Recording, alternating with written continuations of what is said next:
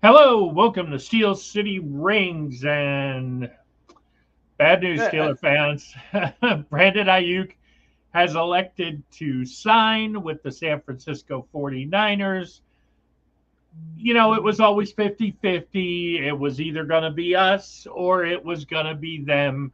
The Browns, the Patriots, the Commanders, all that was, kind of a pipe dream for those franchises. But the cope is real on Steelers Twitter. There are a wide range of reactions. We'll take a look at a couple. Here's one from Kevin Ostriker, who happens to be a Ravens podcaster, but I think he sums up pretty well what all the Steeler fans are feeling.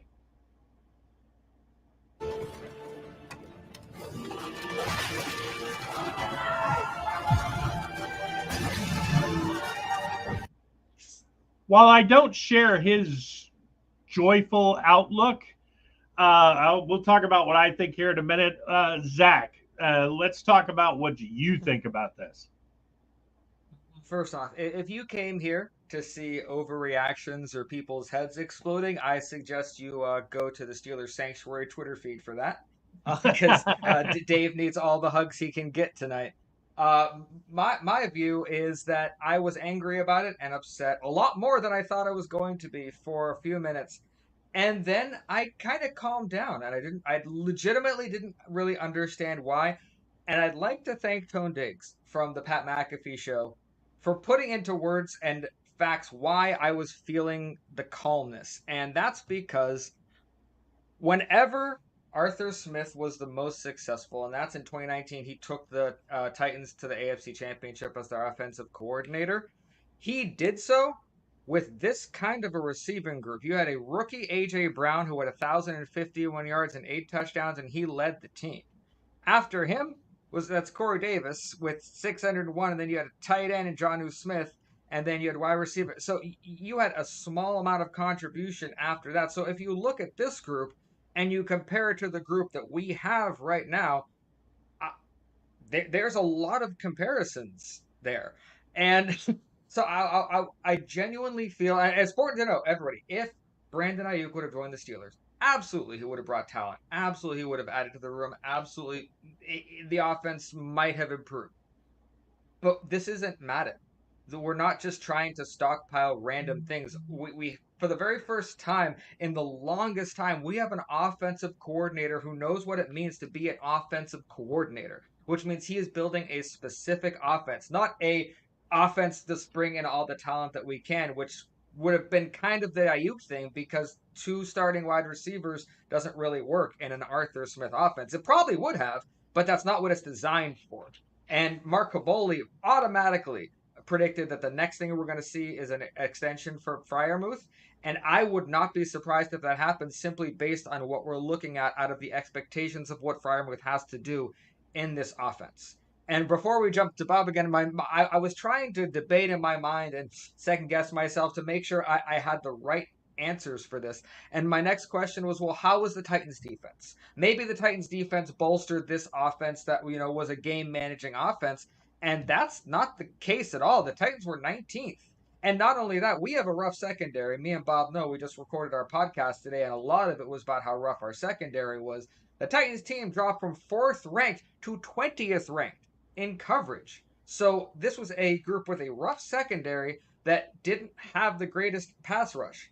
So the Steelers defense, to me, is much better than that Titans group. So what you're looking at right now isn't the Steelers losing. It's not imploding. Armor Khan didn't get fleeced. He's not sitting back with his head in his hands. He's fine. Pittsburgh is fine. I agree with Jerry Dulock that Pittsburgh knew this was going to happen. Pittsburgh expected that this could easily, like Bob said, be a reality because there was only two. He comes here or he doesn't. So I am okay with this purely because I like that we're being serious about what we're building. We're not haphazard. We're not like Leanne said today during our podcast. We're throwing stuff at the wall and hoping it sticks. We have a plan. Ayuk would have been nice. We don't have him. We move forward. Bob, how do you feel about this? Well, before I react, let's look at what another Zach on social media had to say about this. Look, the fan base it's been kind of odd because the fan base has gone from split on Ayuk to, hey, we're kind of disgusted with hearing about it, to, okay, yeah, we're going to get him, to, okay, no, we're not. No, we didn't want him. Let's be honest. We wanted him. Yeah. Khan made a good offer.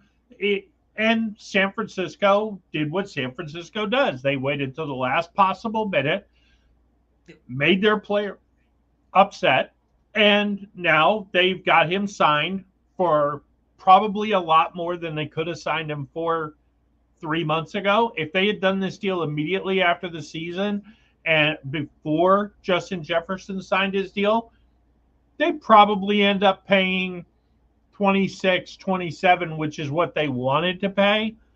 But they waited forever to do it. And once Jefferson signed that deal, there was no way Ayuk was going to sign for 10 million per less. It's, unfortunately, it's just the reality of the NFL. Would I have loved it if the Steelers got him for 4 years, 120 with a 76 guaranteed? I think that was our offer. I think San Francisco went to Ayuk, or Ayuk said, I want to go to Pittsburgh. This is what they're willing to pay me. The rumor is the Patriots were willing to pay him 32, and who knows what Cleveland was willing to pay him, and it was probably all fully guaranteed, and he still didn't want to go there. It's disappointing. I know a lot of the reaction right now is to kind of bash Omar Khan. Oh, he did terrible. He traded away Deontay Johnson. Look, folks, Deontay Johnson was a cancer in the locker room. It's addition by subtraction. So is Deontay Johnson a more talented receiver than Van Jefferson or any one of the lollipop crew from the Wizard of Oz? It's the rest of the wide receiving core. Yeah, he's more talented. But he's also a pain. He got in a fight with Mitch Trubisky. He walked away from a fumble. Him and Kenny Pickett didn't get along. He kind of liked Mason Rudolph at the end. This is after he didn't like Mason Rudolph before. No, Deontay Johnson is not some poor, misaligned, misunderstood Steeler who they just did dirty. They traded him to Carolina, to the worst team in the NFL, because that's what he deserved. Yeah, talent will only get you so far, but if you're a bad guy in the locker room, if you're a bad guy on the football field, sooner or later it comes back to haunt you. Now, for all of you who are about to say, but what about George Pickens? You know what?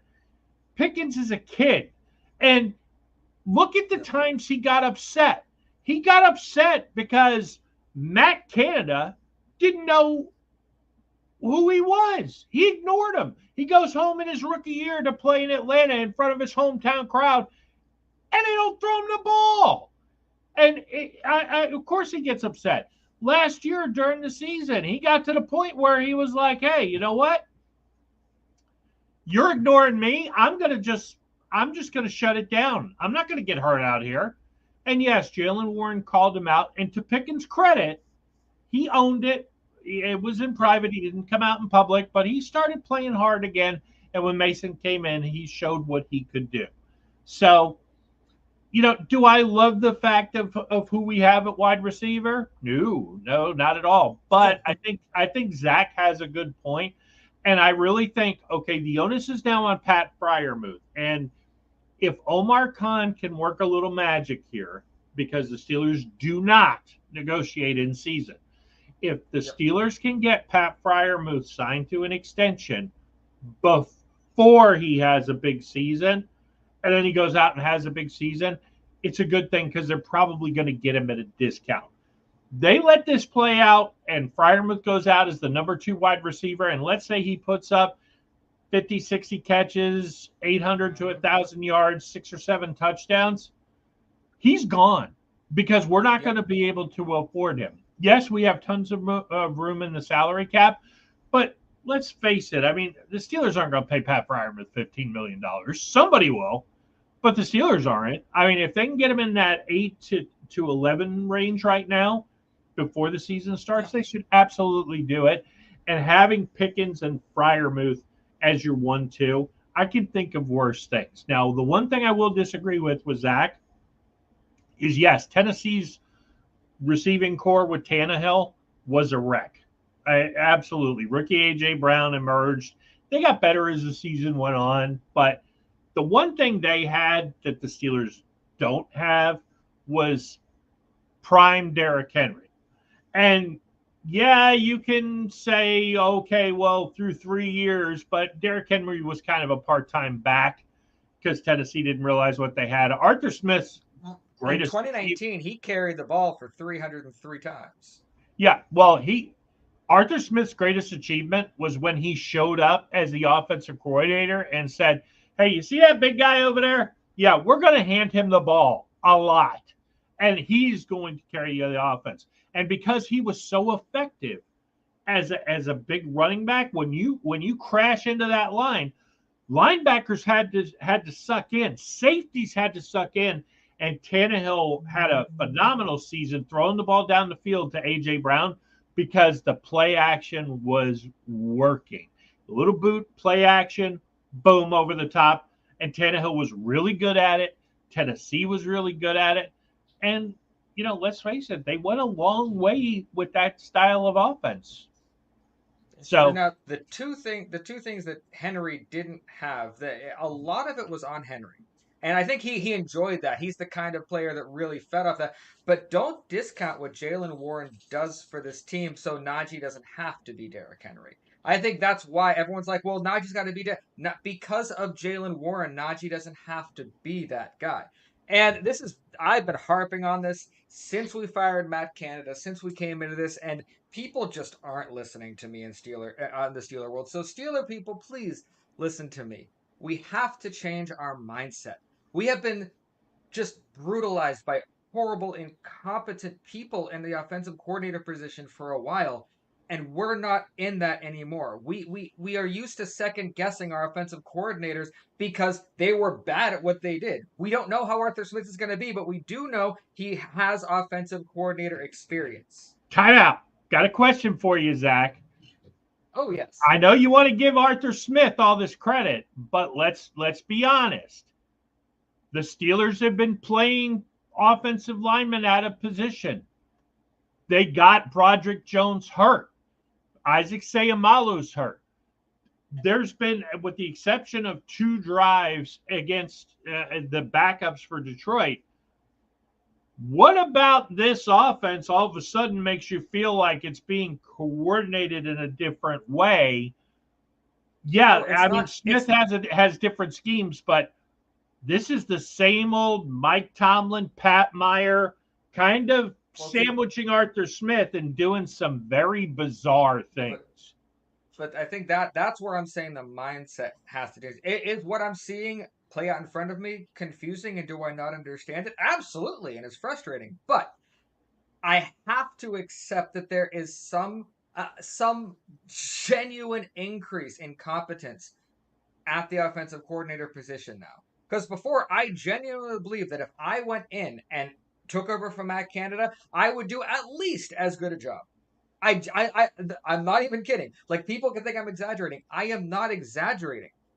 That's not the case anymore. So Arthur Smith might be a bottom level NFL offensive coordinator. He's still an actual NFL offensive coordinator. Omar Khan so far has done more good than bad, and I've spent all 3 to 5 years second guessing the Steelers offense It's because interesting. Yeah, nothing.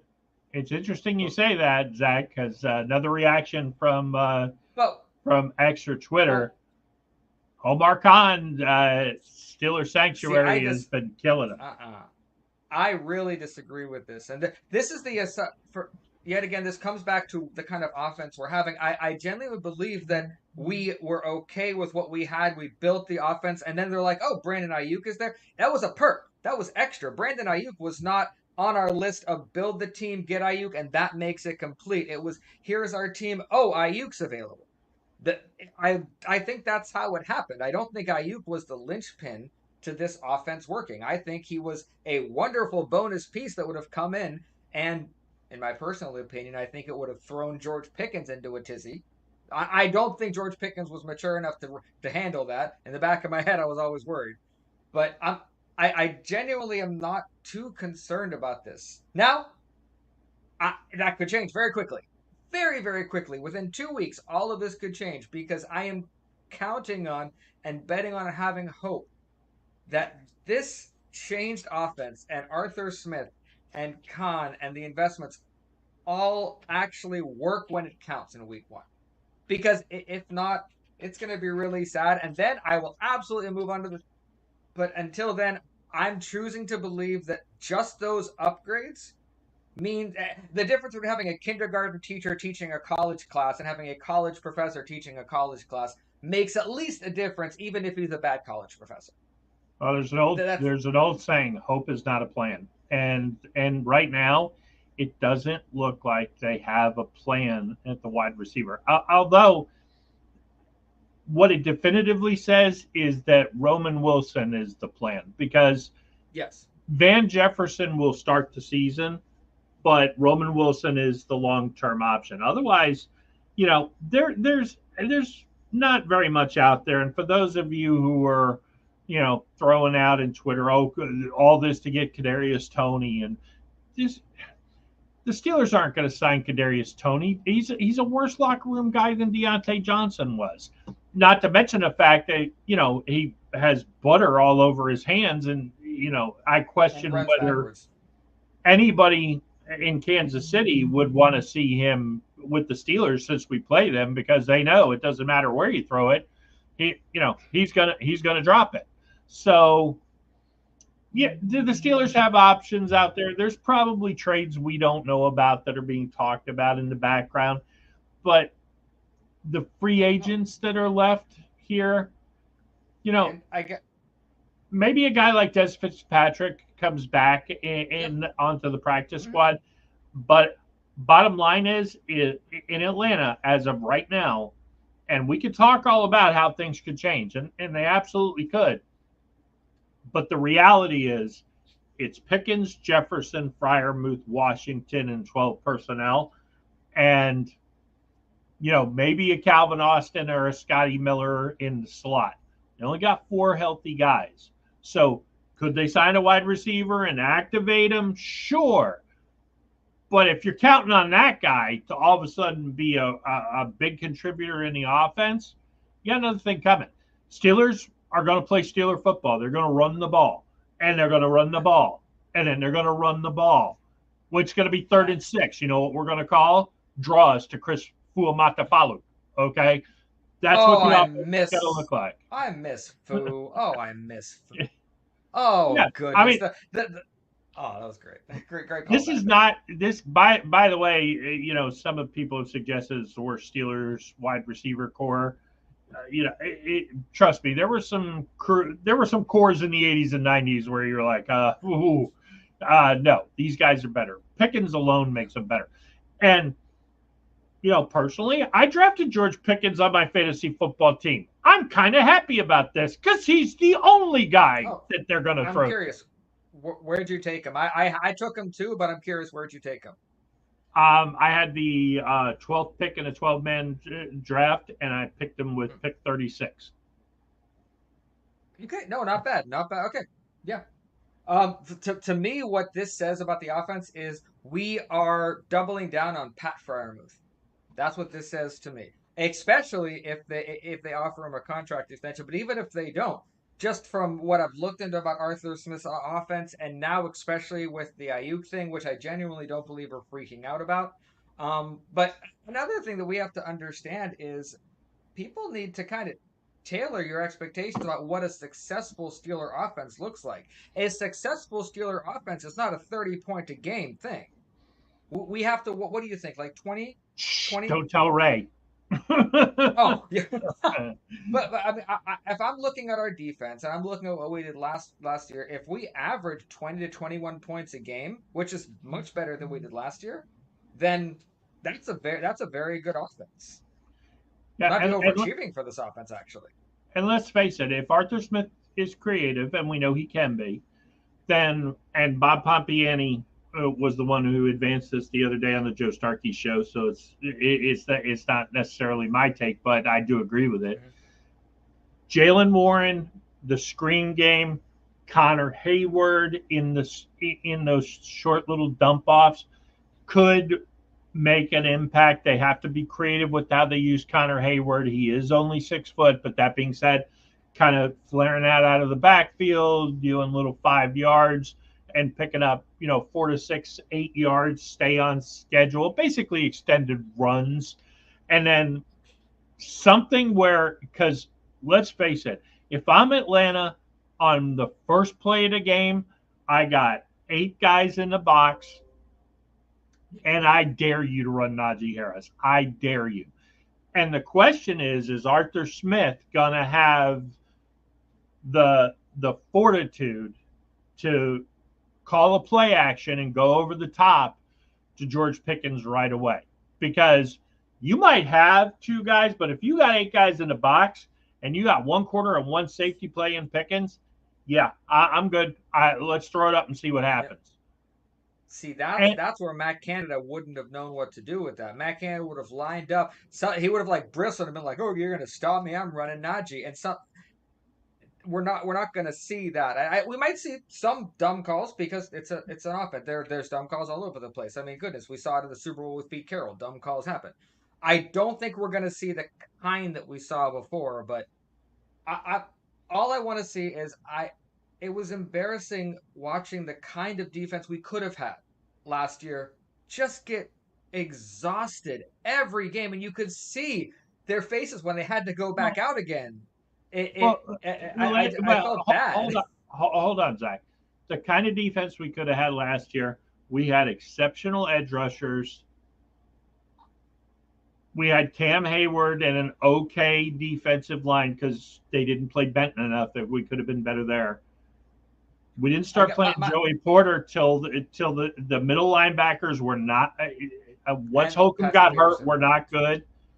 Minka was hurt a lot of the time. So the defense kind of overachieved, in my opinion, last year and relied heavily on TJ and Alex getting home. And when they didn't get home, we got picked apart. I mean, the Arizona game, it was just the Oh, clearest example. We couldn't get a rush on Murray, and he just kept throwing it to McBride. And it was like, hey, maybe at some point we ought to consider covering that guy.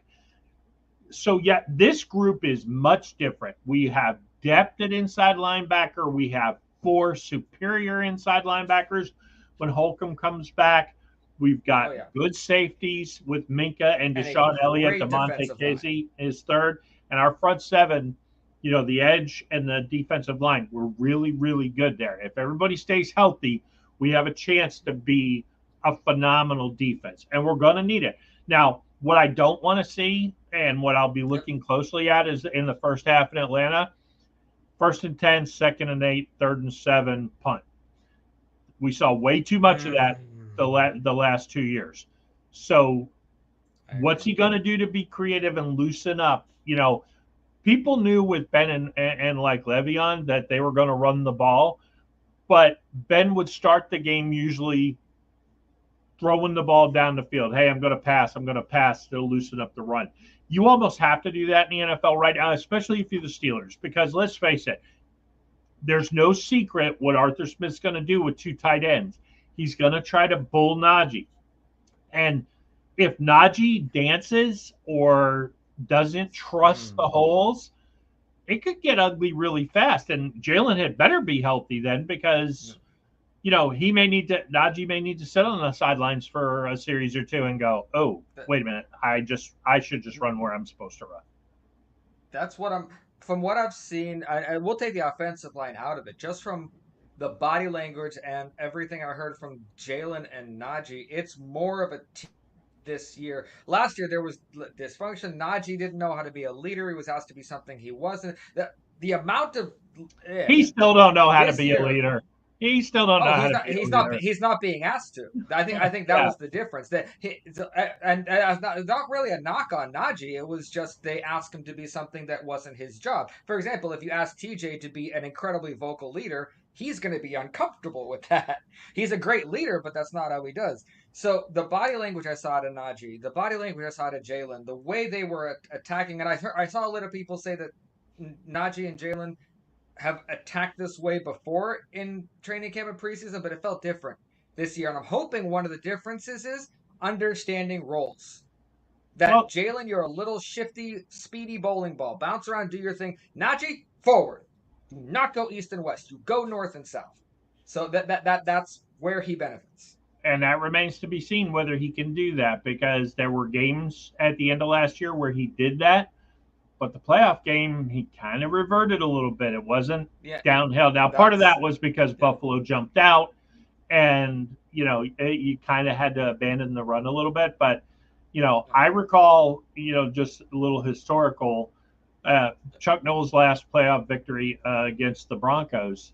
They were down at halftime, and they came out and they just kept running Hodge and kept running Hodge and kept running Hodge. And next thing you knew, we were up, and they just stuck to the game plan. They never got out of it. They never started trying to throw the ball around the field. They're going to have to do things similar. They have to pound it so hard. The defenses have to overcommit to the run, and that's when it'll open up for Pickens and Freiermuth down the field. If they can't run the ball, this receiving core, tight ends, whatever, they don't have the talent to go out and play. Okay, all of a sudden we're going to go 3 wide, and we got to come from 14 points down. No. That happens. Yes, and as long as you have George Pickens on the field, you can score in one play. You could absolutely do that. But if we're counting on, hey, if it turns into let Russ cook, bring on Justin Fields, or for that matter, bring on Kyle Allen, because if we get to the point where Russ is cooking, we're probably 1-6, 1-7, and hey, let's make sure we get a good draft pick at that point. we make no mistake, we are not built to come back. And understand that going into this season, we are not built to come back. So the cower power days are back where we need to get a lead and then keep a lead. But what I need to, and the last point I'll make about the offense today is that what I want to see that I haven't seen in a long time is I like to extrapolate what I see at the beginning of the game and see if I can see hints of positivity, of movement that are going to get better as the game goes along. The last 3 seasons, none of that existed. I could see in the first quarter that we weren't going to win this game, that nothing about us was going to lead to anything positive.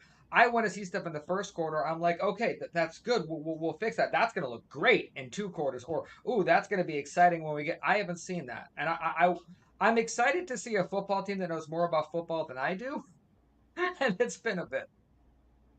Well, we'll see if the Steelers are going to be that team, because a lot of the same coaching staff is still there.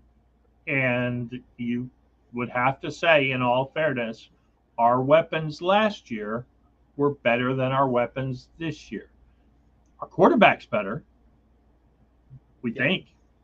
I mean, I saw Pete Prisco on a podcast who said Russell Wilson was barely better than Kenny Pickett. Boy, I hope that's not true. Wouldn't be the first time Prisco was wrong. But yeah, I mean, it's going to be interesting. This is, and we've kind of said this since the whole offseason. This is either going to be really good or really bad. We are not going to be 9-8. We're either going to be 11-6 or we're going to be 6-11. And last year, and I was talking to my brother-in-law Jake, who's a Texans fan. I think it was like a week or so before we fired Canada. I looked, I'm like, I'm kind of warming up to like a top 10 draft pick. I'm like, what's that going to feel like? Never had that in my life. And then, of course, we fired him. We did the thing. But make no mistake, people. If we do have a really bad season, it's not the end of the Steelers franchise. That's what's necessary to then get us to a place where we can draft people to become better. It's not going to be a fun season if that happens, but there's a very good chance that all of the 1 year deals, I'm hoping it works, don't. So I'm Yeah. hoping they do, but realistically, Or just the opposite. They do work, and then we can't afford to bring most of these guys back. So yeah. So, like I said, the best case scenario is that we get to the playoffs. Russ wins one game for us. We lose a close one in the next one. Russ retires. We go to Justin Fields, and everything continues smoothly. To me, that because if Russ wins a Super Bowl, he's going to ask to be paid again. It's going to be a whole deal. So, weirdly enough, a Super Bowl might be bad this season. yeah, well, now I mean, and let's face it, Russ is not going to retire after this season unless he gets benched and Yep. subsequently cut. If he has a good year, even if he has a moderate year, if he's the Steelers starter through the whole season, he's going to try to get paid again by somebody else, and maybe somebody like Cleveland will pay him. Ew. Wouldn't that be weird? So, goodness. Well, we have what 9, 8 days until the regular season starts. So who knows? There's a ridiculous amount. I mean, look what's happened in the last hour. I mean, so much has changed that I saw like multiple podcasts are now null and void because of what happened with Brandon Ayuk today. So Yeah, you never know what could happen the next little bit. But if you like what you saw, you can like, you can subscribe, you can share with everybody. If the notifications are on, you can make sure that you see us next time we're on. We are on TikTok as well. If I can get that thing pulled up right there. And you can also scan up there. That takes you to the link tree with all of our stuff. New episodes tomorrow at 5 p.m. And then we always wrap up every single regular season game the Monday or Tuesday after. yep, and it'll be live. Plus, in between, you'll see our smiling faces on TikTok as news breaks. Exactly. Well, everyone have a good night. And on the off chance that anything insane happens, you'll see us in a little bit.